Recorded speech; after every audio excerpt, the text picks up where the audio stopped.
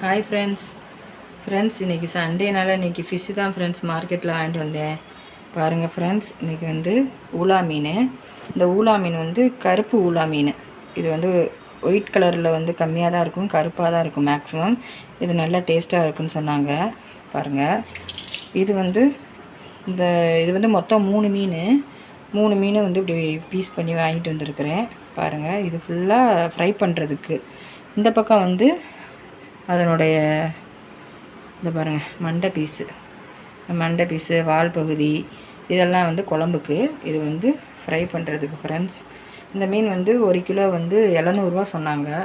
உங்கள் ஊரில் இந்த மீனோட ரேட் என்னங்கிறத எனக்கு சொல்லுங்கள். ஊலா நல்லா டேஸ்ட்டாக இருக்கும். உள்ளே பாருங்கள், நல்லா ஃப்ளஷ் நிறையா இருக்குது. நல்லா ஃப்ரை பண்ணால் நல்லா டேஸ்டி கொடுக்கும்.